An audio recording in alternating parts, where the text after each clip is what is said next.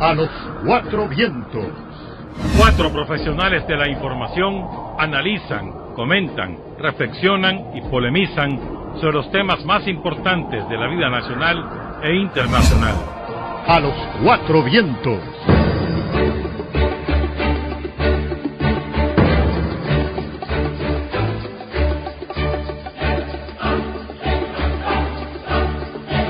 A los cuatro vientos, este lunes 7 de agosto, el día 219 del año, faltan 146 para concluir el 2017. Tirsa María Sáenz, Javier Reyes Alba y su servidor Néstor Espinosa, les saludamos desde estos micrófonos. Tres vientos hoy, ¿no? Tres vientos hoy. Hace falta uno potente. El viento del oeste nos hace falta. Se fue a soplar al Caribe, por lo que parece. Sí, aprovechando la tormenta Franklin, ¿verdad? ¿Será el que está haciendo ruido con la tormenta Franklin, William? No sé, no me meto ahí. Un saludo, pero le mandamos un saludo y mucho cariño. Bueno, hay una tormenta, era depresión tropical todavía en horas de la mañana de este domingo, ya por la tarde se convirtió en tormenta tropical Franklin. Está ubicada, estaba viendo el mapa ahorita recién antes de empezar el programa, al noreste de Cabo, gracias a Dios. Y eso es lo que ha estado provocando lluvias en la región autónoma del Caribe Norte. El gobierno de Nicaragua emitió un comunicado ayer hablando acerca de las necesidades, o más bien de las previsiones que está tomando el SINAPRED y los comités municipales de prevención también, entre las que están, por supuesto, el no zarpe de naves en el Caribe Norte. También nosotros estamos agarrando una parte porque ha habido lluvia desde el viernes. Desde el viernes ha ha habido estado mucha lloviendo, lluvia. sí. Aquí en Managua no ha parado de llover, pues por momentos se detiene, pero ha sido también... La del sábado, fuerte. Amanecer sábado, fue fuerte. muy intensa, Sí, ¿verdad? fuerte. Sí. Ahora estaba viendo el informe de las 3 de la mañana del Centro de Huracanes. Dice que a esa hora, 3 de la mañana hora de Nicaragua, ¿verdad? Sí. Los vientos estaban a 75 kilómetros por hora, por eso ya tiene categoría de tormenta tropical. Avanzando a 21 kilómetros por hora, se calcula que va a ser huracán cuando toque Yucatán, ¿verdad? O sea que probablemente, que va a ser hoy en la tarde, estará entrando al territorio yucateco, probablemente el impacto sobre Nicaragua se va a ir diluyendo a partir de hoy. El Caribe, que ya no necesita más agua, es el que está con más peligro de que algunas de esas poblaciones se queden nuevamente aisladas. Pero además del agua y la destrucción que causa normalmente, pues no deberíamos tener un impacto directo. Ese va de viaje, va a pasar sobre el Caribe norte de Honduras también, o el Caribe sur más bien de Honduras, Caribe norte nuestro, y va rumbo a Yucatán. Esa es la trayectoria que tiene a esta hora, 3 de la mañana. Pues Ojalá y se mueve, que ya experiencias hemos tenido. O sea, o además cuando se traslada, pero lentamente, también provoca mucha lluvia en Honduras y en Nicaragua. Y como bien lo señalas vos, ya en el Caribe norte, el Caribe sur también, el Caribe ha habido mucha lluvia, carreteras cortadas, lugares aislados, ya hay pérdidas, sobre todo de musáceas, pues, que donde se siembra mucho en esa zona. Y que es lo fundamental para la comida de los costeños. Así es. Entonces, bueno, y si lo queremos ver un poquito, y frijolito. Mira, lo que escuché en la primerísima, el noticiero de mediodía la semana pasada, es que la cosecha está buenísima, está excelente, ¿no? La primera. Sí. Pero que incluso se habla hasta de sobrecumplimiento de metas. Sí, probablemente, es que ha sido una primera parte muy buena.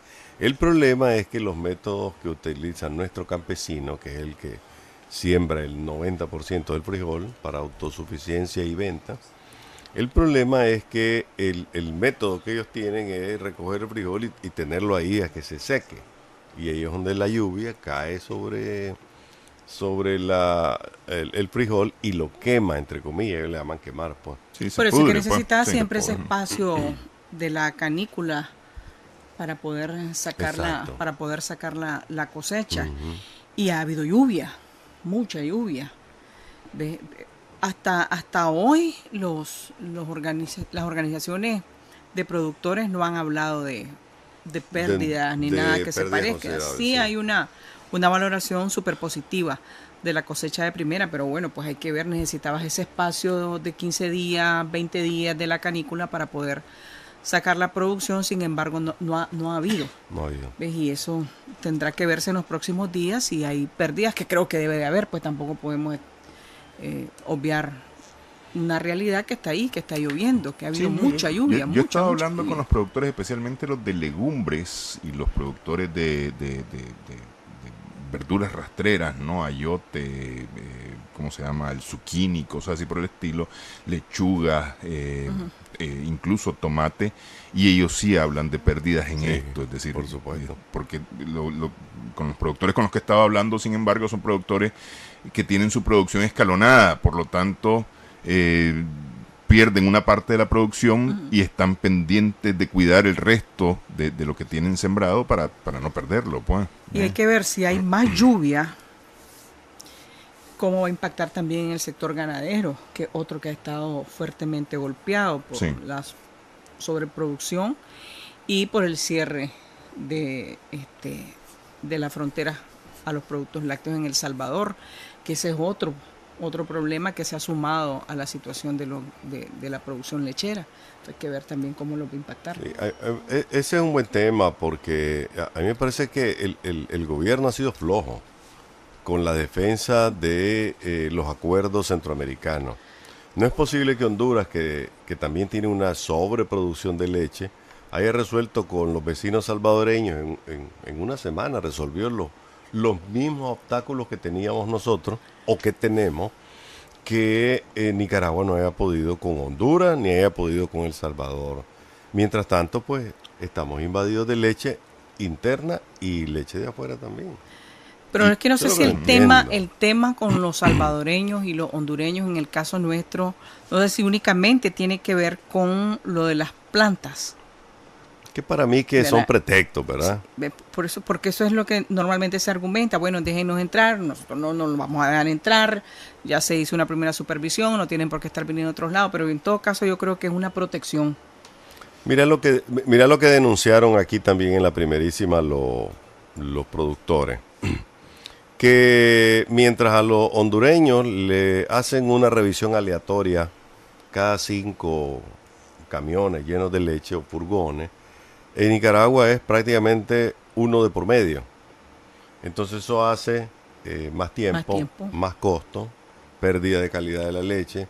O sea, hay una evidente intención de hacerte desistir y atrasar tu venta. No te dicen no, pero te ponen 20 piedras en el camino.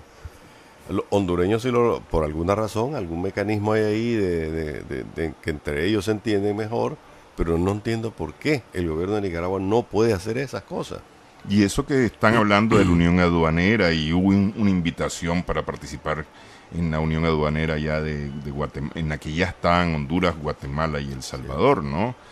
Nicaragua había dicho que sí integrara a este tema de la Unión Aduanera, pero al final de cuentas, con las regulaciones y entre comillas regulaciones fitosanitarias, continuamos bloqueados, ¿no? Ahora, un mejor invierno es más leche, ¿verdad? Hay más pasto, hay más leche.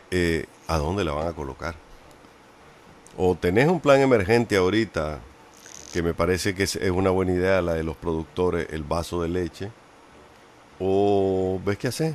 Pero el vaso de leche no resuelve. No resuelve todo. No resuelve todo. Exactamente. Sí, lo que tenés es la capacidad de almacenar y otros mercados. ¿Cuáles? Y otros mercados que no es una cosa que la resuelves de un día para otro. O sea, abrir nuevos mercados no es pasado mañana. No es que hoy digo voy a vender mañana en tal lugar y ya está. Que es un asunto que como que ya va mucho tiempo y nadie entiende por qué no se resuelve, si se supone que hay excelentes relaciones tanto con el gobierno de El Salvador como con el de Honduras. Pero bueno, ahí están todavía los problemas. Pero el problema aquí pasa, y es un tema sobre el que ya hemos hablado, la industrialización de nuestra producción, y no solamente la de leche, en general la industrialización de nuestra producción, y esa sigue en veremos. Se habla, ya hay sectores que hablan tal vez con más fuerza de la industrialización hoy que antes, pero se sigue hablando nada más, es decir, nos quedamos solamente del diente al labio, como se dice popularmente. Acciones para la industrialización, de acuerdo a los economistas, aquí hace falta hablar de una ley de industrialización o una ley de industria que realmente promueva la industrialización de nuestra producción para poder avanzar en ese sentido, pues si no... Ahí estamos. Sí. Bueno, las 5:15 en la mañana, amanecimos el domingo con una nueva alza en los combustibles, la más fuerte alza de las últimas 5 semanas. Tenemos 5 semanas, desde el 3 de julio está subiendo el combustible.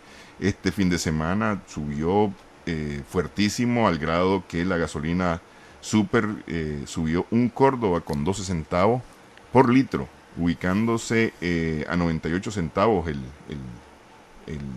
litro, a 98 centavos de dólar el litro, y subió 2 Córdobas con 53 centavos desde el 3 de julio, la gasolina Super. La gasolina regular subió 70 centavos para ubicarse en 28.49, el diésel 78 centavos para ubicarse en 23.67.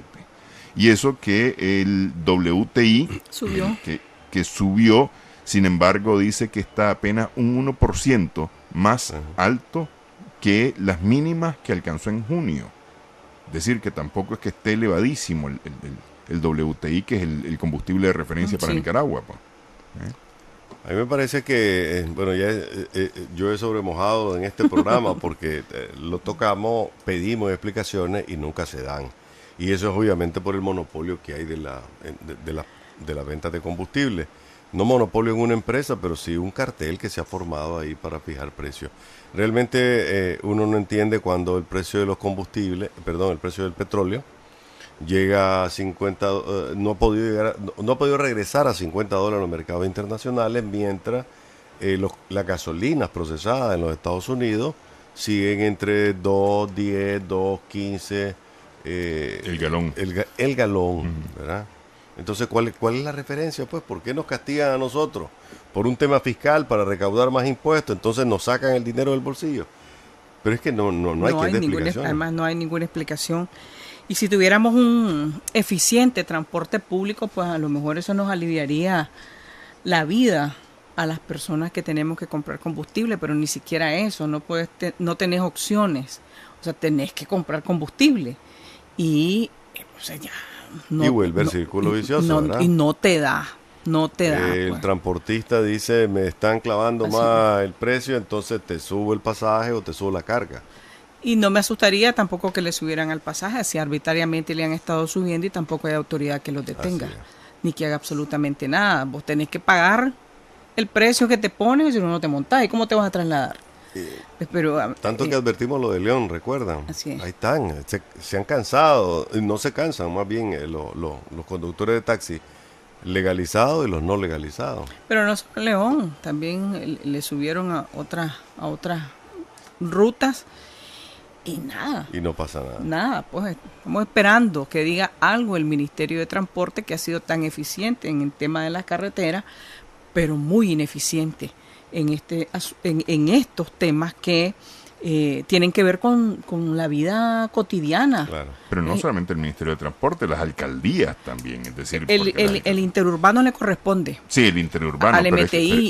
Pero es que a nivel urbano, en las ciudades, que el caso que estaba mencionando Javier ahorita de León, el caso de Granada, que se vinieron los taxistas aquí, entonces estuvieron reunidos con el director del IRTRANMA y con autoridades del Ministerio de Transporte e Infraestructura y demás, pero eso también está ahí como por eso veremos, lo que te digo es que el argumento siempre es el combustible. Quien paga los platos rotos es la gente, porque hay un aumento en los precios no solo del pasaje, sino de la comida, ¿ves? Y de otros bienes de consumo cotidiano, pues que todos utilizamos en la casa, y no hay ninguna explicación, no hay una respuesta, no hay nada, ni quien te regule, ni quien te diga por qué hay un aumento.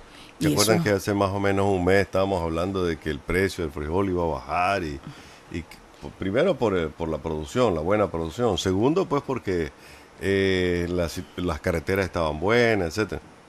Yo no he visto un impacto en el precio del frijol y en los alimentos que derive de que el buen invierno nos trajo más frijoles y que nos trajo más estabilidad en la producción. Pero no esperes que baje a 5 pesos, Javier. No, pues, pero a ver. Ya no va a bajar a 5 ¿dónde pesos. está el pero no efecto? está caro. El frijol no está caro. Pero aún así, no es se decir, trata de eso. aquí el asunto A ver, es... Aquí el asunto leche a 4 pesos en el campo y aquí no se- yo aquí entendería no la se posición siente. de Javier en el sentido que por muy buen invierno que hayamos tenido, por lo menos en la primera parte del periodo lluvioso de este 2017, los precios con estos valores que tiene ahorita el combustible no van a bajar, porque Ese es el punto. al menor movimiento en el combustible, los precios de todos los productos varían. Mira, te voy a dar un ejemplo. Ayer Te voy a dar subió la el razón. combustible y ya hoy está más caro cualquier cosa que Sí. se te ocurra pensar. Mira, te voy a dar la razón. César Zamora dijo esta semana, el presidente de la Cámara de Energía, el precio del búnker se ha estabilizado, se ha mantenido en un rango aceptable, solo un mes en donde medio se disparó, por lo tanto calculo que no va a haber alza de energía. ¿Quién te puede dar esa garantía? Perdón, no es una garantía, pero por lo menos un pronóstico razonable de que por razones, valga la redundancia, obvias como que el precio del búnker, que es la materia prima fundamental, Se ha mantenido. se ha mantenido. Ese fenómeno alguien te lo va a explicar con arroz, frijoles o el agua. Pues, vos no lo ves, pues no ves una explicación de los agentes económicos, y no solo hablo de gobierno, sino de que te salgan con tanta seguridad de información a decirte, no te preocupes, el resto del año no te va a subir, primero porque estamos en campaña electoral y el presidente Ortega no está loco para aumentarnos el precio de la energía en medio de una campaña. Por eso, pero no es un tema A ver, yo creo que sí merecemos los ciudadanos y ciudadanas de este país que se nos explique qué es lo que pasa con los combustibles. Claro. Eso Y Es tiene, lo- que, es y lo tiene que mínimo. ser una explicación mucho más allá de esos son precios no regulados. O son, sí, que siempre fue el no, argumento de, ¿cómo se llama? David Castillo, de David Castillo, sí. tu amigo, sí. Ujú. Sí, pero es decir, tiene que ser mucho más que eso, pues, porque, ok, pues sí, está bien, no son regulados. De la misma manera, los precios de los productos, arroz, frijoles y demás, no son regulados, pero tampoco están disparados, o no se han disparado como se ha disparado el combustible, pues, que esa es una locura total y absoluta. Pues. Ahora, de nuevo, y te doy la razón, Tirsa, el efecto que tiene el precio del combustible sobre el transporte es inmediato, Así sobre es. todo el de carga, ¿no? Sí, Y ya no digamos que es un alimento para el especulador enorme. No, subió el combustible, qué barbaridad, 4 pesos el galón, entonces ahora tu carga te cuesta 25% más. Porque a los productores Así le siguen razona, pagando bajo el argumento de que hay una buena Así producción, de que hay sobreproducción, de que tenemos mucho, entonces lo que le pagas a los productores es muy poco.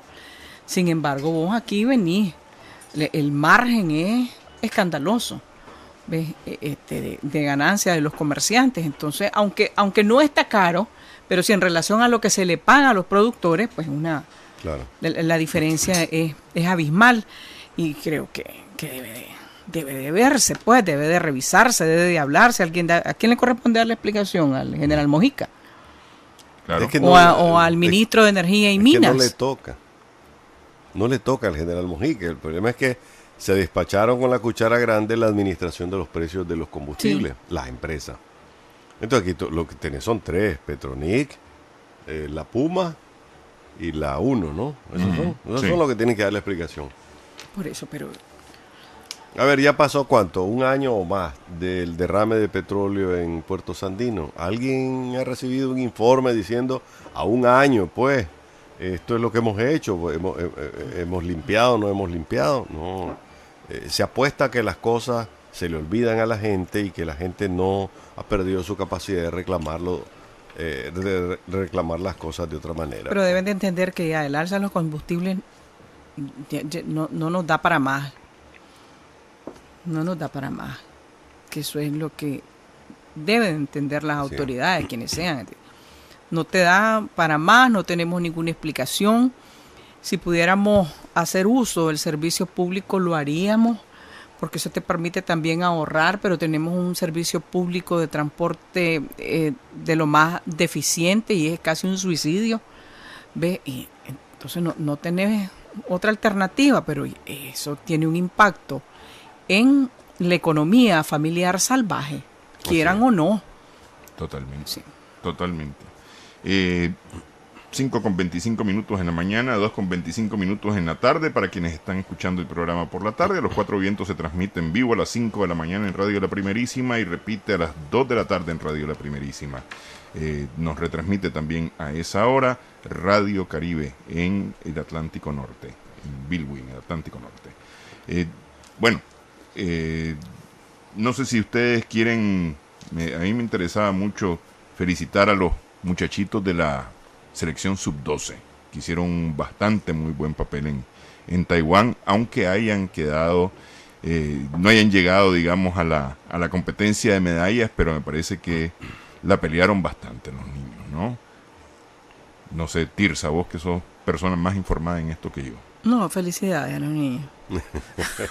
No. Felicidades a los niños. Pues, son los que más sí. satisfacciones nos han dado, ¿verdad? Porque Desde son hace niños. mucho rato, Porque ¿no? son niños. Sí, Siempre no, hay un sentimiento distinto. Yo estoy Entonces, claro. son con- niños. Pero no solamente eso, Pero es que realmente presentaron batalla. No, claro, por alegrarnos supuesto. con los adultos porque los mayores ¿Qué? no sirven para un Por eso carajo, te digo, ¿no? te fijas, no, tampoco seas tan arbitrario de decir que los mayores no sirven para un carajo.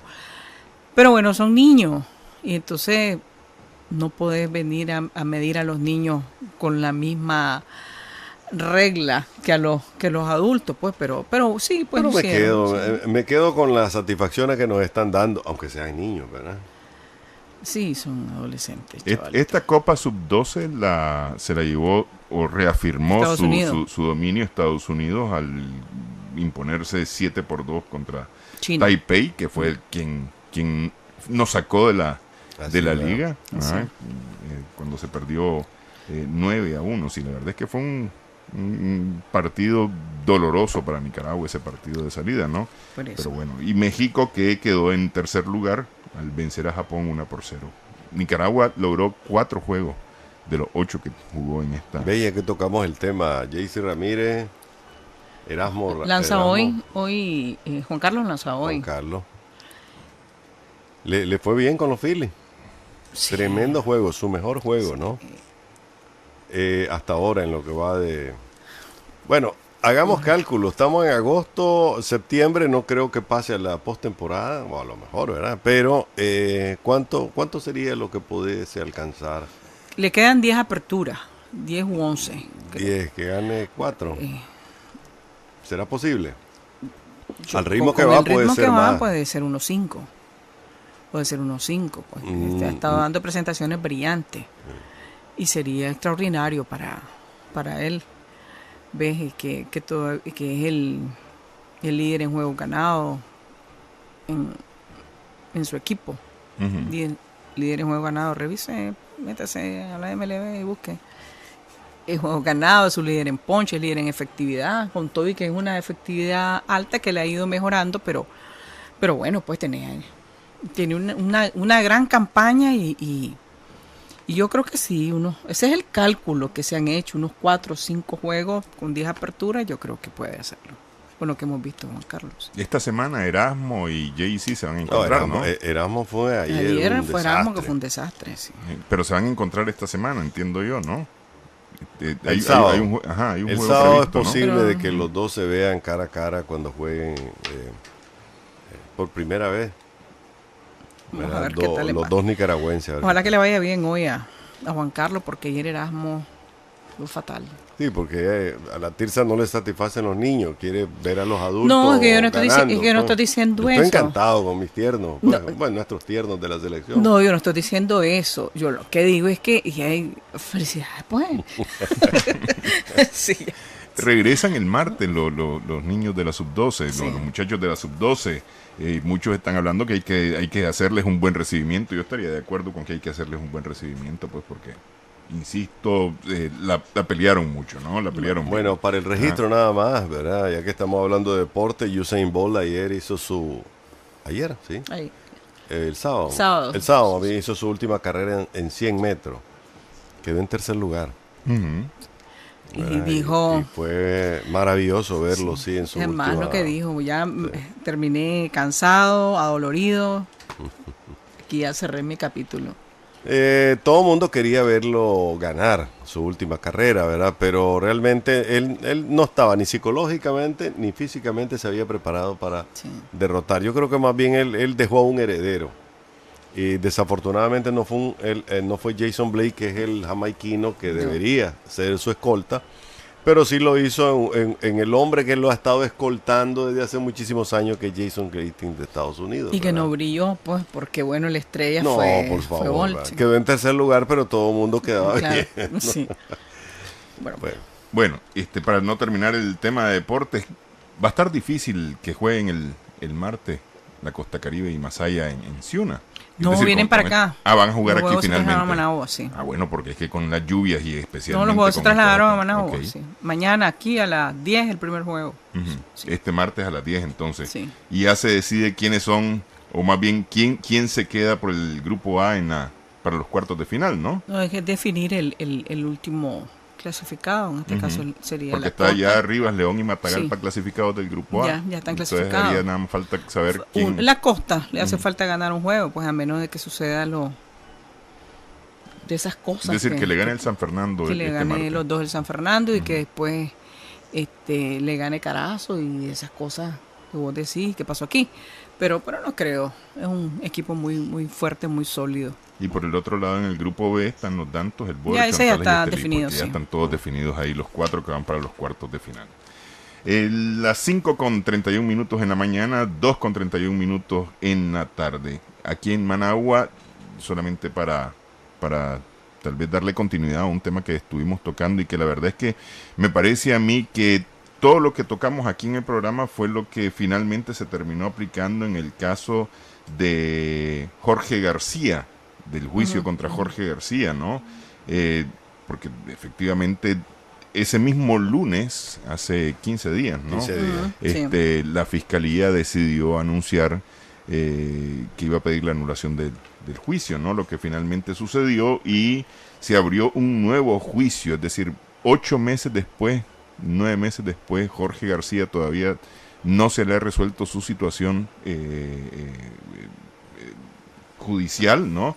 Y está pendiente, o es decir, se abrió el nuevo juicio, pero el juez que debió haber recibido la causa dijo que él tenía una opinión al respecto y que por lo tanto debía de inhibirse de conocer esta causa, por lo que volvió nuevamente a quedar en veremos, y la sala 2 del tribunal, la sala penal 2 del Tribunal de Apelaciones de Managua es la que tiene ahora que resolver quién va a ser el juez, si atiende o no la solicitud del juez que debió haber llevado el caso, que es Juan Carlos Silva Pedrosa, que había rehusado conocer el caso, y ver si es él mismo o quién va a ser quién va a llevar este juicio. Un juicio que la defensa está pidiendo de entrada que se libere definitivamente a su cliente de toda culpa, tomando en consideración todo lo que hubo en el juicio que se anuló, por las razones por las cuales se anuló, ¿no? Mira, con respecto a los procedimientos, a los códigos que establecen cuáles son los pasos y las formas a seguir, ya es hora de que el Poder Judicial cierre este caso lo más rápido posible.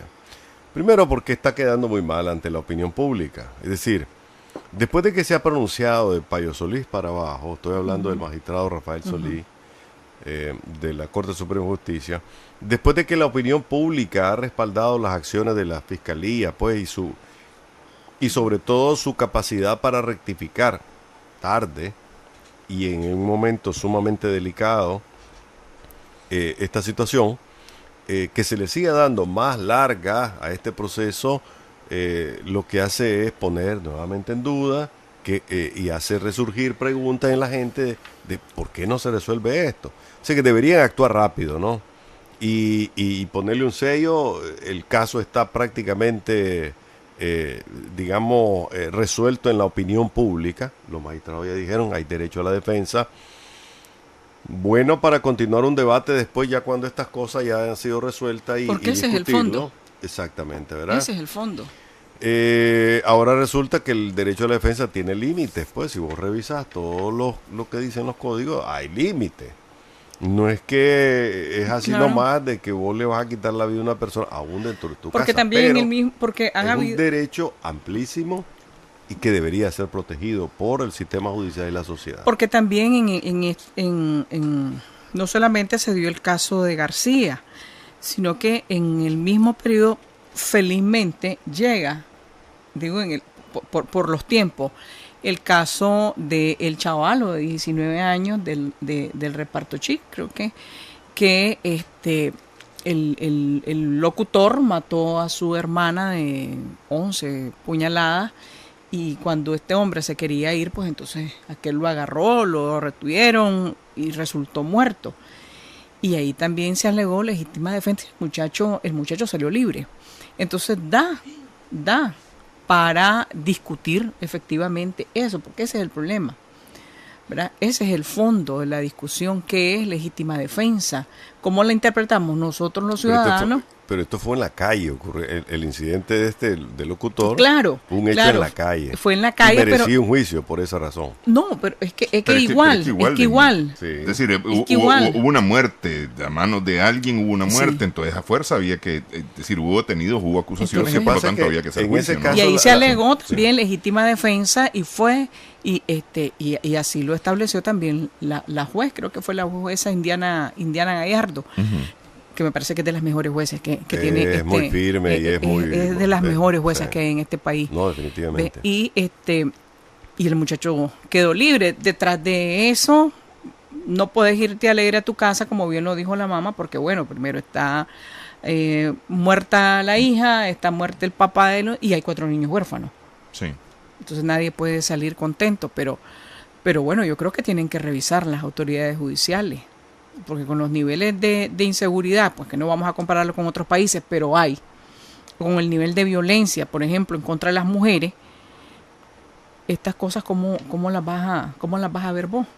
Claro. ¿Cómo van a llegar? ¿Cómo se van a discutir? Hay un concepto que es el momento en que te sentí amenazado de tal manera que tenés el derecho a recurrir a cualquier cosa que tengas o que puedas hacer para defenderte, ¿no? Y eso no solo te sucede en el interior de tu casa, te sucede en la calle, ¿no? La mujer que se enfrenta al acoso o la violencia o simplemente un delincuente, pues, ¿eh? Entonces aquí se abre un debate que nadie ha querido continuar, y me parece que primero hay que resolver este caso para que la sociedad esté más serena, más tranquila, para que el Poder Judicial no deteriore su imagen, y en segundo lugar, pues para abrir una discusión que en el marco de la reforma al Código Penal, que está pendiente, me parece que es sano. Así es. ¿Verdad? Y por una razón de fondo que vos acabas de señalar, y ya lo vamos a ver ahorita, que es que la criminalidad no baja, los femicidios no bajan. Hay un caso de este fin de semana, por lo menos 2 casos de los últimos días, porque vos mencionabas uno de Yalí, teníamos el de Ciuna, lo que pasa es que estaba buscando ahorita, pero es una mujer que desapareció y la acaban de encontrar enterrada. La asesinó su expareja, que me resulta tan difícil decir es tu pareja cuando asesinas a una persona, pero bueno, su expareja la asesinó. Le decía a los hijos que su mamá se había ido con otro hombre, que por eso no estaba, y resulta que 6 meses después, sucedió un poco lo de la muchachita Rachel Oando, 6 meses después le encuentran enterrada ahí, pues en una milpa, tenés ese caso. Y lo que estábamos viendo ahorita de Yalí en Jinotega, igual, una mujer que le asesinaron de varias puñaladas su pareja. Ahora, esto de las parejas o las exparejas que terminan cometiendo feminicidio, se está volviendo ya bastante común de alguna manera, porque buscando yo información sobre feminicidios me encontré varios casos en los que eran las parejas o exparejas las que habían matado a la mujer, ¿no? Por ejemplo, hay un caso en Chichigalpa, me parece que era, o en El Viejo, que en el parque mató a la esposa o a la ex esposa de varias puñaladas hace varias semanas. El caso ahí mismo en Ciuna de Rosa Rodríguez Arceda, que fue el 30 de mayo en una cuartería del Mercado Viejo de Ciuna, fue muerta por el compañero de vida también, ¿no? Entonces se está volviendo, porque antes era, o no sé, pues la verdad, pero se está evidenciando más, me parece a mí, la violencia de las parejas en este caso, ¿no? También tiene que ver que ahora, como hay mucha sensibilidad sobre el tema, estas cosas se priorizan en la agenda del país, ¿no? Lo estamos viendo más, le estamos poniendo más atención, lo cual es positivo. Claro. Estamos llamando más la atención sobre estas cosas, sobre todo el periodismo y en las redes sociales, ¿verdad? Porque antes el periodismo, digamos, estaba casi como solo, con su labor de denuncia, con su labor de exposición y de información, pero ahora las redes contribuyen mucho a estas cosas, ¿no? Hay abundantes casos de violencia psicológica, ahora violencia por internet también, sí. Algunas de las cuales ya se han traducido en muertes también. Así es. Pero algo estamos haciendo mal, porque no se detienen. Entonces, algo se está haciendo mal. Siempre lo he dicho. ¿Por qué no llega? Han habido campañas y no disminuyen. Entonces, ¿qué tan efectivas son las campañas? ¿Cómo se elaboran? ¿Cómo se piensa? ¿A quién se dirigen? No sé. Bueno, desaparecieron las comisarías de la mujer, que me parece que también es un punto un error, muy importante en la defensa de las mujeres, que nos los quitaron, ¿verdad? Pero hay algo que estamos haciendo mal. Desde lo que presentamos en la televisión, cómo abordamos los temas, no corresponde únicamente a las organizaciones de mujeres, que también han sido rebasadas con toda este nivel de violencia. Entonces algo estamos haciendo mal, que la cosa no disminuye. Ya ves, pues estamos hablando de estos dos casos, pero si empezamos la suma, ya realmente te para los pelos lo que está sucediendo con las mujeres. Pues hay un nivel de violencia salvaje. Y lo que a mí me preocupa, y creo que lo dije la vez pasada, es que en los reportes de la policía, en los reportes que hacen los lunes, en los reportes que hacen los miércoles, no se habla de este tema, que creo que debería de decirse. Porque así como estamos preocupados por los accidentes, 140 entre viernes y sábado con varios muertos, también debe a la autoridad policial poner también como una alerta en el caso de los asesinatos de mujeres, pero no se dice. O sea, vos ves, hay 137 detenidos por robo, por no sé qué, por no sé cuánto, capturamos incautamos 4 motos, 4 puchos de marihuana, una bolsa de no sé qué cosa, y ya se acabó. Pero el tema de las mujeres no se dice. Se hace más énfasis, que es razonable también, claro, en el tema de los accidentes, las muertes por accidente, que en las muertes de mujeres o lesiones a mujeres, porque no necesariamente, y a veces es culpa de nosotros también, los casos de muerte en los que les ponemos mente. Uh-huh. Y no los que no terminan en la fatalidad, pero que sí son de violencia extrema, ¿no? Sí, y no es que los datos se pierdan en el informe. Es decir, no, porque, es que no se presenta. Es que simplemente eso, pues no se presenta. El plan de seguridad en el campo se presenta los jueves. Uh-huh. Entonces, por ahí las vacas, los abigeos, los no sé qué cosa. Pero las mujeres en el campo las están asesinando y no aparece como ni siquiera como estadística, y eso es grave. Sí.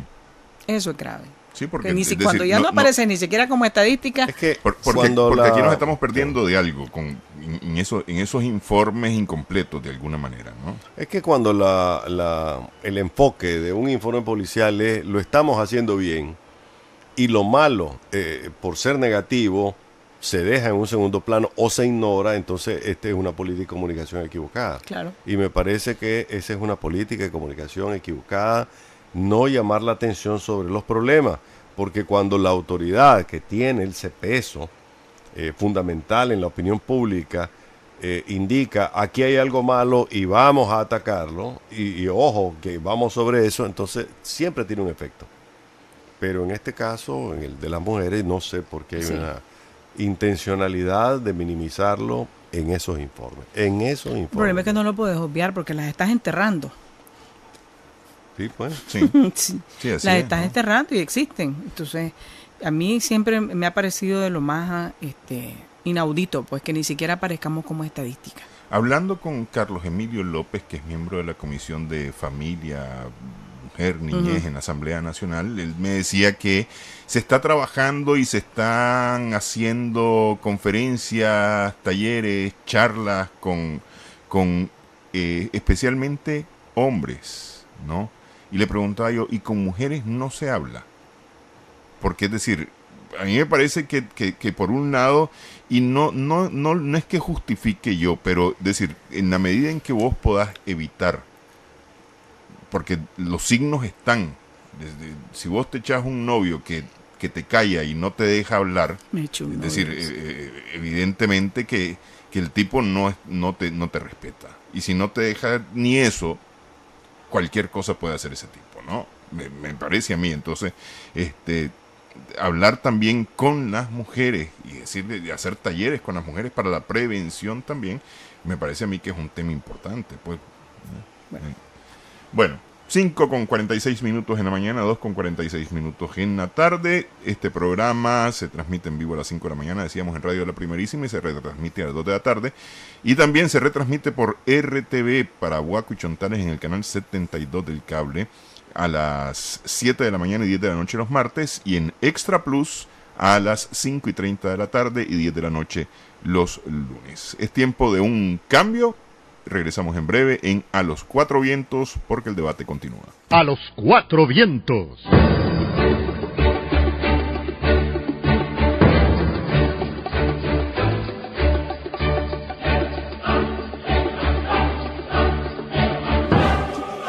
Continuamos en A los Cuatro Vientos en Radio La Primerísima.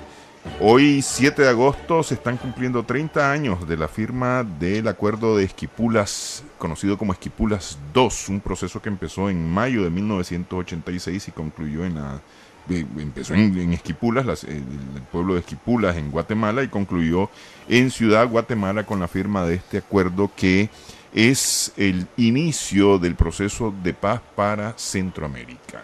Es lo que permite que en Nicaragua haya habido elecciones en 1990 y se haya desmovilizado la resistencia nicaragüense, que se haya firmado el acuerdo de paz de El Salvador en el 92, si no me equivoco, y más tarde en Guatemala. Es decir, parte de todo esto que hoy vive Centroamérica es Esquipula II. Bueno, eso consiguió un buen espacio y una buena oportunidad para Centroamérica para conseguir la paz, ¿verdad? Después de periodos violentos. También coincide con la democratización de Centroamérica. Los gobiernos militares empiezan a salir poco a poco de la región.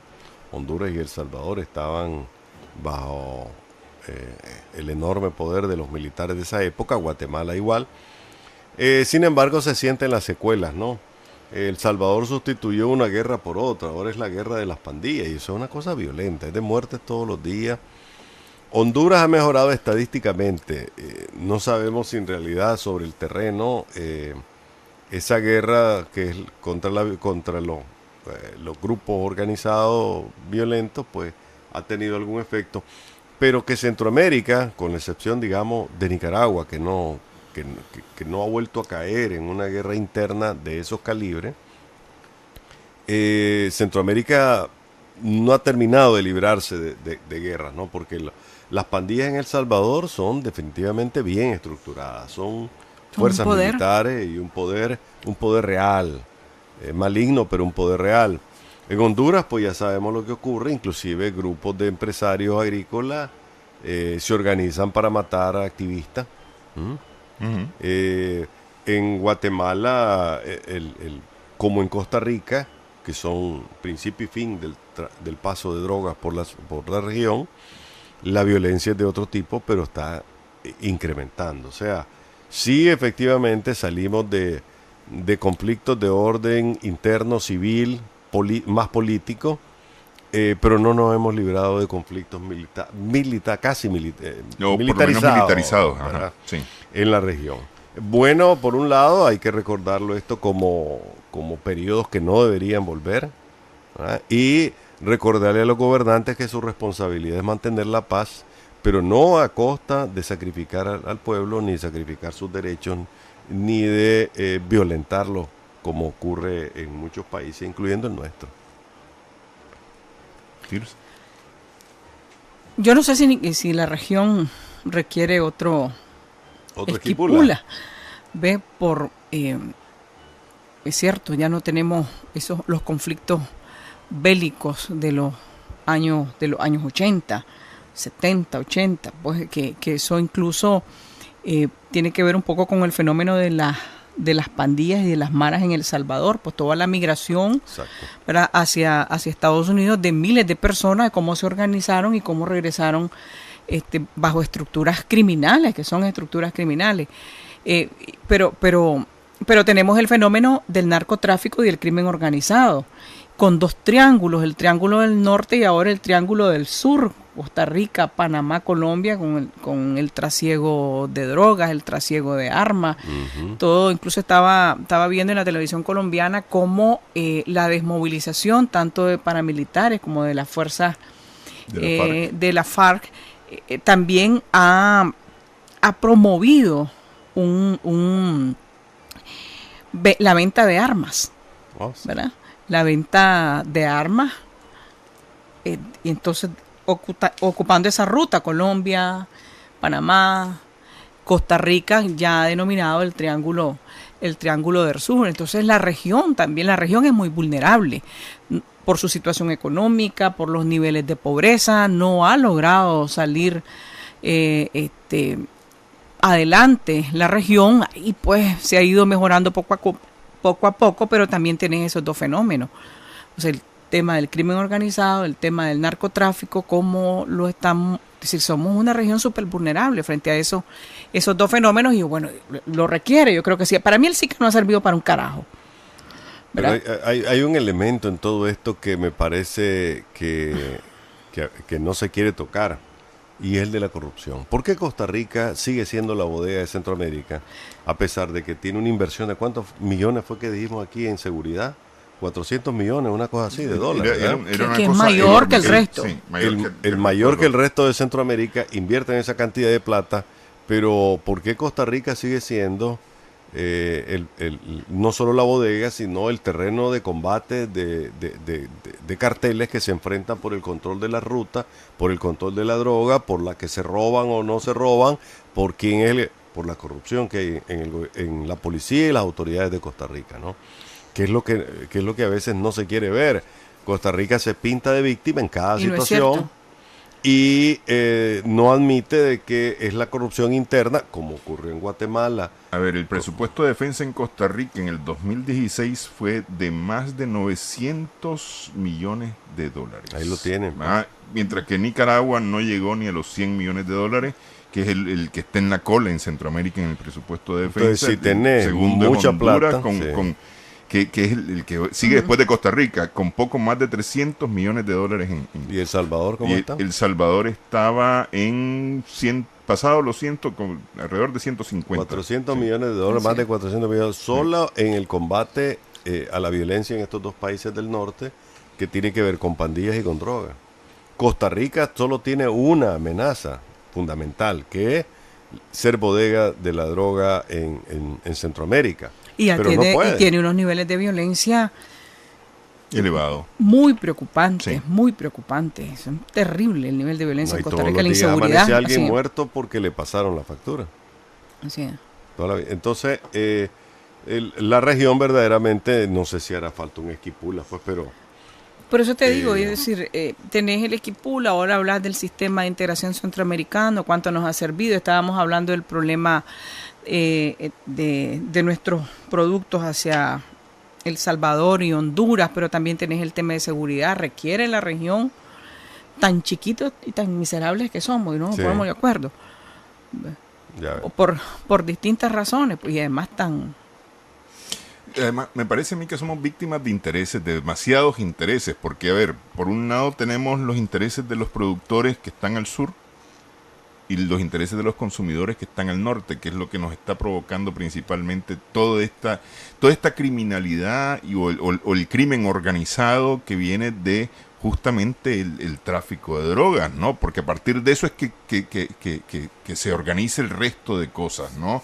Porque las maras, ok, fueron una medida de organización originalmente en los Estados Unidos de los migrantes, que terminó convirtiéndose en un asunto delictivo, en una organización delictiva, y hoy son patrones o están asociados al tráfico de la droga también, no solamente, ¿no?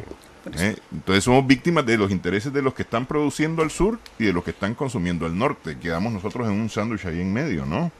Bueno, no, tampoco somos tan inocentes, ¿verdad? No, pues, pero es decir, si te pones, nosotros no somos ni productores ni consumidores que entremos en esa liga. Pues, y estadísticamente, pues Nicaragua es el que ha salido mejor librado hasta ahora. Sí. Mejor librado, inclusive más que Panamá. Panamá es otra realidad y peor aún, porque ahí es donde se lava el dinero que producen los carteles, pero es el que mejores notas, entre comillas, saca en la región centroamericana. ¿Y la guerra del presidente Trump contra las maras? Anunciada la semana pasada, fue que la anunció. Hay que desearle suerte, ¿verdad? Porque realmente eso es un fenómeno norteamericano. Que no nos vayan a decir que es que El Salvador les exportó las maras. No, es un fenómeno producto, y me atrevería a decir, de un error táctico y estratégico que se cometió en los años 80, cuando se desvió el tráfico de drogas al sur de Los Ángeles, California, para conseguir dinero para el financiamiento de la contra. Ahí comenzó el problema y todavía no terminan de resolverlo. Sí. Bueno, hablaba de la corrupción, o hablábamos de la corrupción, y la corrupción que principalmente está en las instituciones, ¿no?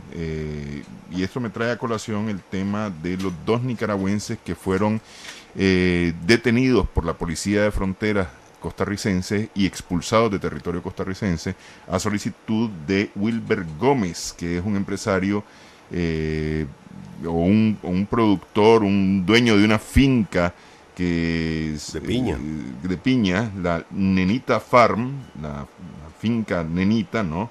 Que mandó a 3 nicaragüenses a detenerlos porque se habían organizado en un sindicato justamente para pedir salario mínimo, hora extra, días de descanso, aguinaldo, vacaciones, seguros de trabajo y salud ocupacional, que no les estaba dando este señor, que además no reguló la situación migratoria de estos 3 que fueron expulsados.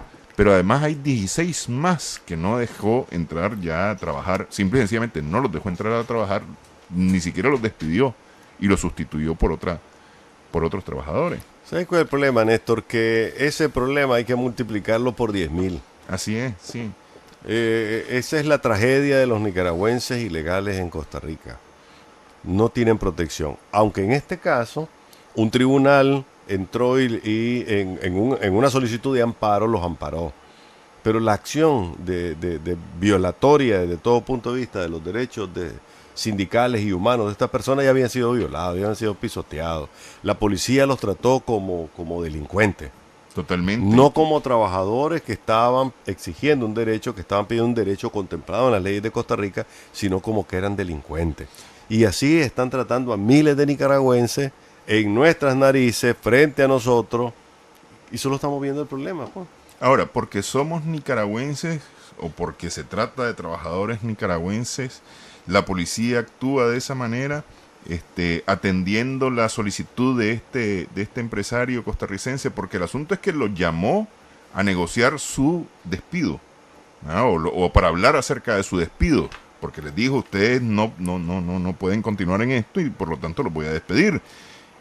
Y al final de cuentas fue una emboscada, porque los que los estaban esperando no era el empresario, sino la policía para detenerlos, los tuvo presos una noche y después los sacó del territorio costarricense. Pero eso es lo que pasa, ¿no? Eso es lo que pasa todos los días, pues. Y a propósito de los silencios, que a veces son cómplices, terminan en complicidad, pues nuestro consulado y nuestra embajada en Costa Rica nunca ha dicho una sola palabra sobre la realidad de estos nicas, ¿no? Sí, y son miles. Y en este caso tampoco entiendo yo que hubo ninguna voz de Nicaragua en esto. No, nadie los acompaña. Porque aquí ha sido el sindicato en el que ellos se asociaron, o con el que ellos se asociaron, que es el sindicato de trabajadores del sector privado, CITRACEP, ¿verdad? Y organizaciones de derechos humanos los que han brincado. Uh-huh. Incluso entiendo yo que hasta el Ministerio del Trabajo de Costa Rica tuvo que ver con esto, ¿no? Pero por lo menos eso como decís vos, brincado. Sí, brincaron. Eso han brincado, como decís vos. Pero, mira, no sé, pues, es una tragedia lo que sucede con los migrantes nicaragüenses en cualquier condición, en condición irregular, que tenés una gran desventaja. Te pueden sacar de cualquier país si estás en una condición irregular. ¿Ves? Pero nosotros no deberíamos de hablar mucho. Aquí, un trabajador o un grupo de trabajadores que quiera, por ejemplo, en los supermercados, organizar un sindicato, te corren. No podés organizar sindicatos en los supermercados. No podés organizar sindicatos en los bancos. Está terminantemente prohibido organizar sindicatos en los bancos. Ahí están 10 trabajadores de una empresa de Zona Franca que protestaron en Tipitapa, en una empresa de Zona Franca, que están presos y con una sentencia confirmada y recontraconfirmada, con todo y que el dueño de esa empresa, creo que es un coreano, ya no recuerdo qué, dijo que no iba a acusar, pero de oficio se les acusó y se les condenó y ahí están. Entonces tampoco nosotros podemos hablar mucho. Y lo que hay son, ¿verdad?, muchos sindicatos blancos, que ¿verdad?, lo que hace, te lo digo, porque eso aflora con el conflicto de la CST. La una se acusan a la otra de ser blancos, sindicatos blancos, y sobre todo en Zona Franca, y de apaciguar las protestas y las demandas de los trabajadores. Eso es cierto. Yo creo que hay que ponerle las barbas en remojo, ¿verdad? Pero eso es justamente entonces lo que quería preguntar, es decir, a propósito de lo que está contando Tirsa, porque yo estaba hablando con los dirigentes sindicales de la CST y demás, ¿no? Y esto te dicen, hemos mejorado notablemente en la Zona Franca. Nuestras relaciones con el modelo de diálogo tripartito, pero el modelo de diálogo, si vos querés, por supuesto que se ha mejorado. Pero es decir, eso implica de que los trabajadores se pueden organizar, por supuesto, ¿no?, que se ha mejorado. Yo nunca he entendido lo que es eso de modelo. A mí me parece que por supuesto que se ha mejorado, porque tampoco lo podemos negar, pero también ha implicado que muchas de las demandas de los trabajadores o inquietudes de los trabajadores, sobre todo las mujeres, se queden ahí, calladitas, o no las haga, ¿verdad? Porque, bueno, hay que proteger el modelo, ¿verdad? El modelo, pero ahí están presos. ¿Cuándo fue la última vez que vimos una huelga en el gobierno o en instituciones en donde el FNT y la CST son los líderes sindicales? ¿Cuándo fue la última vez que hubo una huelga? No la recordamos. Por eso, pero ¿por qué? Porque ese es su trabajo, apaciguar. Eso es lo que hacen los sindicatos sandinistas. Por eso, pero no necesariamente estoy refiriéndome al tema de huelga por huelga. Solamente estoy poniendo, porque estamos asustados con lo que este productor hizo en Costa Rica. Sí. Y aunque se pronunció el Ministerio del Trabajo y aunque le dieron la razón a los trabajadores, simple y sencillamente lo sacaron. Pero aquí, ya te dije, supermercados, La Colonia, La Unión, que es de ticos, todos los supermercados y la banca, No podés organizar sindicatos porque te vuelan la cabeza, te corren. Y entre que te corran o darle de comer a tu familia, me olvido de que soy trabajadora, me olvido de que tengo derechos, me olvido de que voy a protestar, yo trabajo. Y me importa, y no es que no me importe, sino que simple y sencillamente me callo. Entonces te lo tragas. Entonces nosotros tampoco podemos presumir. Ese capital es, en el caso de los supermercados, tico, excepto la colonia, que yo no sé si no lo han vendido, ¿verdad? No. Y los bancos. Anda a preguntar y no creo que no te des cuenta. Fíjate que los bancos, todavía los bancos tienen sus días libres, ¿no? No trabajan los 25, creo que no trabajan el primero. Incluso los días feriados no trabajan. Pero los días feriados los respetan. Pero los supermercados tico trabajan. Dame un palí que deje de trabajar un día. O la Unión, sí. ¿Les pagarán doble, como dice la ley? O sea, habría que hacerse la pregunta. Dedícale un minuto a hablar con algún trabajador ahí, tranquilo, de los supermercados, de la Unión y de los palí. A ver qué te van a decir. Y de cómo se llama el otro, yo me quedo con el concepto del sacerdote español que dirige la Escuela de Agricultura de Rivas, que dice que vivimos en un socialismo neoliberal. Definitivamente, ¿no? Y le agregaría neoliberalismo salvaje, porque es cierto, hay una sobreprotección dentro de ese modelo de diálogo, ¿verdad? Que es bueno en cierta medida porque da estabilidad, claro. Aunque lo de modelo no lo entiendo, pues porque son otras cosas, pero sí definitivamente el Estado, el gobierno se hace de la vista gorda en situaciones obvias, ¿verdad?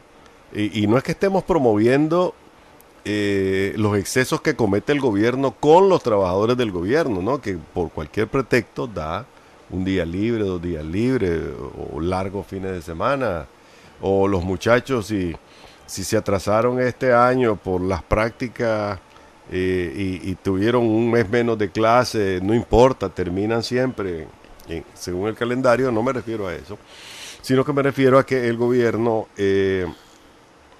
hace caso omiso y el Estado está en función de proteger ese modelo en donde la prioridad la tienen los empresarios definitivamente. Y el socialismo, ¿cómo es? Socialismo cristiano, socialista y solidario. Solidario, sí. Bien, gracias, pues. Bueno, en fin. Ya que tocamos el tema de Costa Rica y el tema de hablamos de Santo Domingo, si querés. No, pues, pero Santo Domingo le hacen falta 4 días todavía. Bueno, hoy hay festividad importante lunes con San Andrés de la Palanca, ¿no? Sí, con Santo Domingo de Abajo, ¿eh? Sí. Bueno, pues, es el santo pobrecito, pero trae gente. Trae gente. Ok, hablando del tema de seguridad,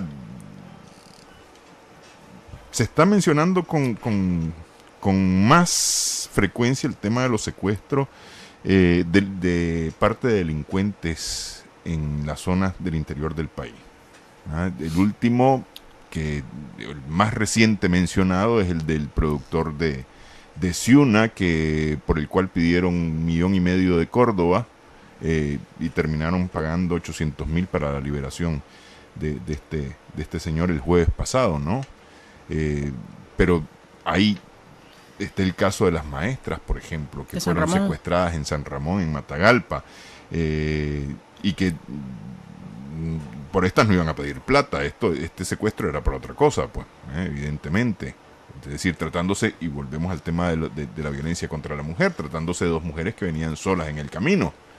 Es decir, me quedo yo pensando, estamos yendo hacia niveles de violencia o de cierto tipo de violencia en el país que va a amenazar la paz de este país. Mira, hay un territorio del cual se informa pero no se explica, que es toda la zona del Triángulo Minero. Ahí hay de una violencia de lo más terrible, ¿no? Mujeres que son asesinadas en la calle, o un comerciante de queso que lo paran a balazo, o le dan la orden de que se detenga, y como no se detienen, agarran a balazo el vehículo y mueren un par de personas. y la policía de vez en cuando dice que se enfrentaron a un grupo criminal en Bozaguá, estoy hablando de la misma zona, pues, a Triángulo Minero, Bozaguá, y que murieron 2 personas, de los cuales andaban AK-47, uniformes militares. Es decir, ahí hay un territorio en donde parece que el control de las autoridades, de la ley, es débil, pero tampoco se explica qué es lo que está pasando. Ya cuando me decís Matagalpa, ojo, porque se supone que es una zona con más presencia del Estado, con más control, pero en la que se empiezan a presentar situaciones como esta, ¿no? Pero que no sé, pues pero eso no quiere decir que haya una situación de como la estás planteando. No, lo que el Triángulo Minero. No, yo no estoy hablando del Triángulo Minero. Yo no estoy hablando, pero estás hablando de un caso. ¿Cuáles son los otros casos de secuestro? De productores y no sé qué cosa. El caso de Chinandega, por ejemplo, del productor asesinado en Chinandega, que por supuesto no se, o más bien no se terminó de aclarar qué fue lo que sucedió ahí. No se ha dicho mucho. Lo que pasa es que como lo están planteando, es como que hay una descomposición y como que se está saliendo de las manos de las autoridades la situación de seguridad del país, y no es así. Yo no estoy diciendo con esto que no se tenga que atender, ni tampoco estoy diciendo ni desconociendo que haya problemas en el Triángulo Minero, porque siempre estamos hablando de los problemas de seguridad en el Triángulo Minero. Mucho licor, mucha inseguridad, mucha violencia contra las mujeres. La gente resuelve sus problemas a machetazos, a balazos, terrible, y ese es un tema que hay que o queman las mujeres en hoguera. Sí, en nombre de Dios, sí. ¿Verdad? Pero tampoco es una... O sea, juntar todos los casos y ponerlo como que hay una situación incontrolable, yo no lo veo así. No, yo no digo una situación incontrolable, yo lo que digo es, vamos hacia eso. Pero tampoco lo veo así. Como decía un amigo mío, ese perro ya me mordió. O sea, el tema de los secuestros en el campo ya se había calmado. Sí, porque es decir, hacia los 90 el tema de los secuestros era pan nuestro de cada día, ¿no? Y eso era en el campo, y en la ciudad eran los secuestros express, ¿no? Que te llevaban, te llevaban al cajero, a ver, sáqueme todo el dinero que tenga ahí. Eso se ha venido controlando. Pero ahora hay síntomas de retroceso, pues, para no ofender tu sensibilidad. No, si es que no es ofender mi sensibilidad, son realidades. Entonces ya hay algunos síntomas ahí. Pero es que no puedes tampoco generalizarlo ni decir estamos volviendo a los 90 porque es ridículo. Entre el sábado, 6 de la mañana del sábado y 6 de la mañana del domingo, mataron al dueño de una propiedad que estaba ordeñando su vaca, ¿no? Llegaron 2 personas, van 2 balazos. Eso es, digamos, ha sido una noticia que hemos escuchado toda la vida. Así se resuelven muchos problemas en el campo, ¿no? A veces por problemas familiares, a veces por problemas de competencia, pero otra cosa es que te secuestren para quitarte dinero. Ahora, yo no sé, no conocemos las motivaciones de por qué a ese finquero que estaba ordeñando una vaca le metieron 2 balazos y se acabó. Pero cuando hay síntomas como estos, hay que ponerlos sobre la mesa, pues. No, sí, yo estoy de acuerdo que se tiene, bueno, ¿qué pasó ahí? Pero las mismas organizaciones de productores, cuando hacen sus valoraciones sobre el tema de seguridad, pues no te digo que andan felices. El único feliz es Michael Hill, y yo no sé por qué lo reeligieron, la verdad. Pero que ese es un problema de ellos, no de nosotros, es que lo relijan. Pero que Michael Hill sea de nuevo por 4ª, 5ª vez presidente de UPANIC, o 2 cosas: o nadie quiere el cargo, o realmente son irresponsables, pues, porque ¿cómo va a dejar a Michael Hill? Pero en fin, ese es el problema de ellos, como decimos. Es el problema de ellos, pero tampoco podemos decir que hay una situación de descomposición generalizada en el campo y de terror. No, nadie dijo eso todavía. No, es que dice Néstor, estamos volviendo a la situación de los 90, es absurdo. No, yo no he dicho que estamos volviendo a la situación de los 90. En los 90 hubo esta situación, y entonces lo que digo es, y empecé diciéndolo de esa manera, que se está produciendo con más frecuencia información acerca de hechos de violencia y especialmente secuestro, que podrían llevarnos a pensar que en algún momento peguemos todos los tucos de esta película. Una ola de accidentes que no para.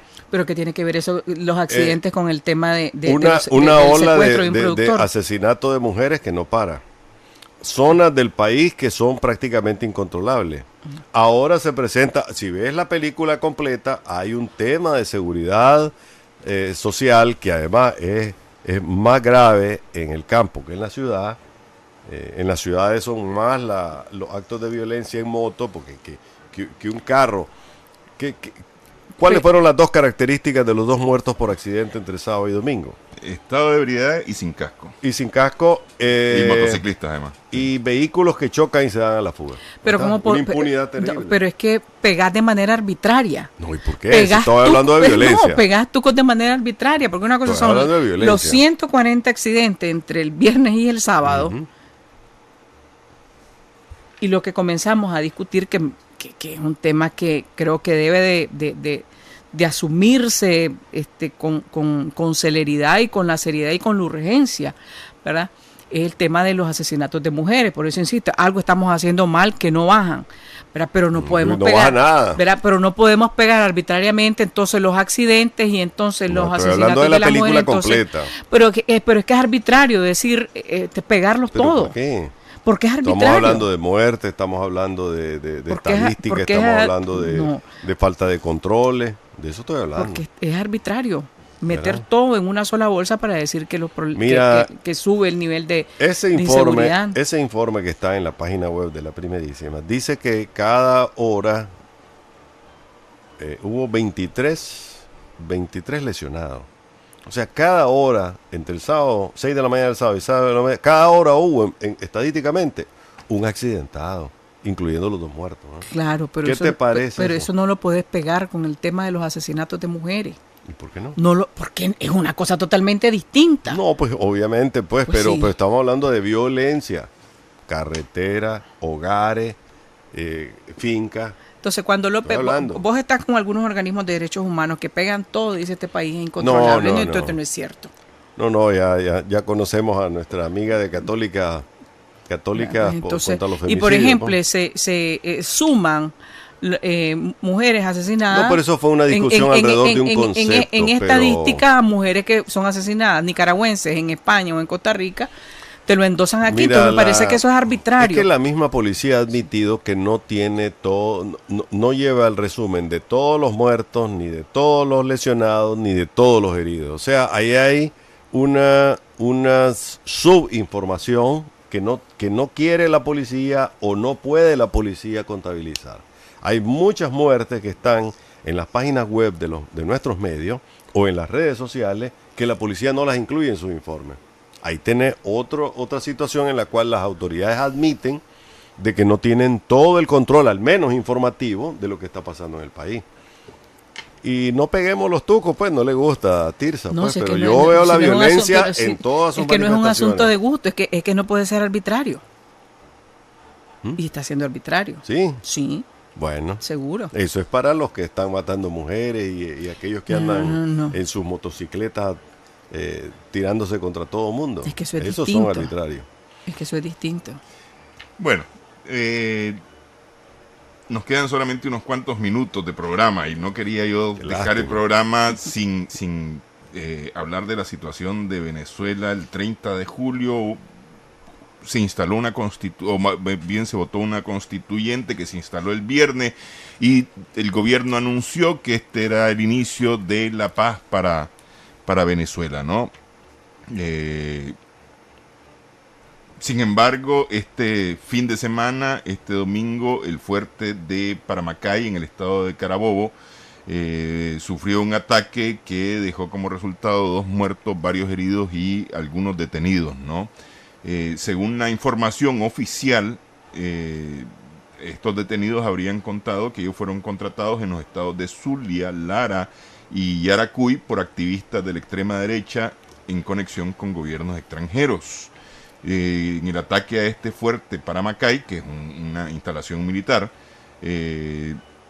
además de los muertos y los heridos, hubo como resultado la sustracción de una cantidad de armas aún no informada, qué cantidad de armas ni qué tipo de armas fueron las que se sustrajeron.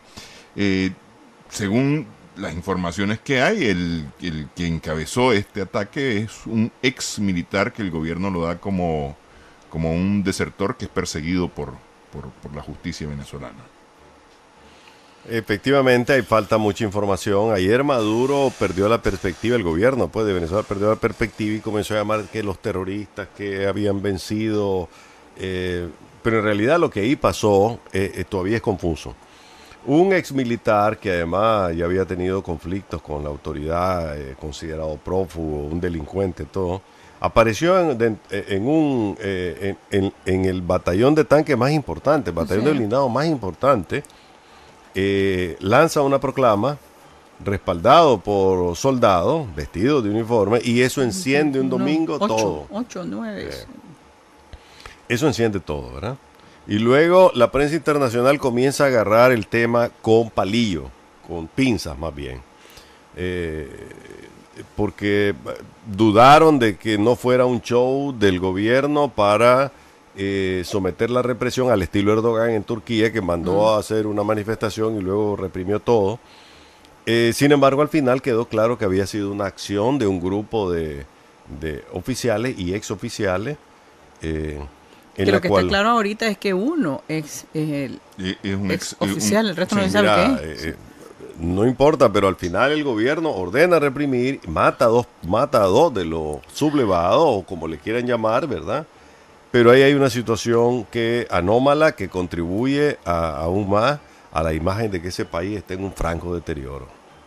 Es una escalada de violencia, es decir, porque hemos visto la violencia en las calles de las manifestaciones pacíficas de la oposición, armadas con AR-15 y otros instrumentos de guerra, y ahora vemos aquí a un grupo que intenta o un ataque a un cuartel militar, no sé, ¿es una escalada en la violencia en Venezuela? Pregunto. Es un deterioro de este gobierno que ya no puede resistir más con las armas. Es decir, Maduro está sostenido sobre las bayonetas, como se diría en otros tiempos, ¿no? Y no quiere entender que la solución es el diálogo, la negociación y pero mira, yo con gente que ha estado en Venezuela recientemente he hablado y les he preguntado, bueno, a ver, vos que estuviste allá, porque el gran problema aquí es la desinformación. Estamos sometidos a una desinformación terrible. Pero CNN 200 muertos no es desinformación. Pero espérame, CNN te pone las cosas de un lado y Telesur te pone las cosas del otro lado. Y tampoco te cuenta bien la historia. Pero también lo que es real. Pero hablando yo con la gente que ha estado en Venezuela, nicaragüenses que han estado en Venezuela, les he preguntado y me dicen, mira, ahí están Tana Katana. Ahí hay uno que apoya a un lado y el otro que apoya al otro lado. Es decir, el gobierno no cae en Venezuela porque tiene apoyo suficiente, pero la oposición tiene también tanto apoyo como el gobierno. Pero eso no se niega, no se niega, ¿verdad? Que es un país dividido. Es un país dividido, pues votos menos, votos más con la famosa plebiscito y con la constituyente. Se echó 1 millón a la bolsa tranquilamente. No importa, Javier, pero estás hablando de un país dividido, de un apoyo en un deterioro terrible. Un apoyo de una parte de la población hacia el gobierno y otro apoyo de otra parte importante de la población hacia la oposición o como le querrá llamar. Pero el tema es que efectivamente el país tiene una crisis terrible. Ese es el punto. Y no está mejorando. La constituyente fue peor. Es una crisis terrible que la única salida es, las cabezas sensatas lo han dicho, es el diálogo, es una salida electoral a corto plazo, ¿verdad? Porque, como bien dice Javier, los muertos ahí están, los heridos ahí están, la destrucción ahí está. Hay una crisis que es como difícil desde estos lados. La otra vez, y rapidito por el tiempo, la otra vez estaba leyendo la opinión de Andrés Oppenheimer, cuáles son las salidas. Y aquí hay varias. Pero Andrés Oppenheimer... hacer la de Somoza, que Maduro renuncie y le entregue el poder a militares, sería el caos, sería rematar el caos en Venezuela, ¿no? Otra salida es la de 1990, convocar a elecciones en las que todo el mundo esté consciente de que van a ser y que se respeten. Eso es lo que habría que hacer. Sí, pero Andrés Las Oppenheimer no es ningún inocente. No, te estoy hablando de, No de es las ningún- opciones que no tiene. es ningún inocente ni nada de lo que dice. La opción de Venezuela ya no es que Maduro se quede en el poder, ya no es que los militares sigan reprimiendo a la gente en las calles, esa ya no es la solución, eso es la antisolución. La solución pero de definitivamente poca autoridad, en Venezuela Andrés Oppenheimer. es un diálogo. Es decir, ahí se tienen que sentar a platicar y tiene que haber voluntad de las dos partes. Porque hasta este momento las dos partes no han mostrado voluntad. Alguno dice que sí, pero el otro dice que no inmediatamente. Y ese es el gran clavo que tiene en este momento Venezuela, me parece. Bueno, y la próxima semana seguiremos contando muertos aquí. Bueno, Ojalá que agradecemos mucho la atención que han prestado al programa en esta edición de este 7 de agosto. Nos vemos, nos escuchamos el próximo lunes.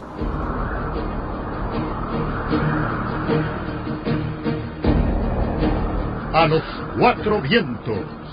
4 profesionales de la información analizan, comentan, reflexionan y polemizan sobre los temas más importantes de la vida nacional e internacional.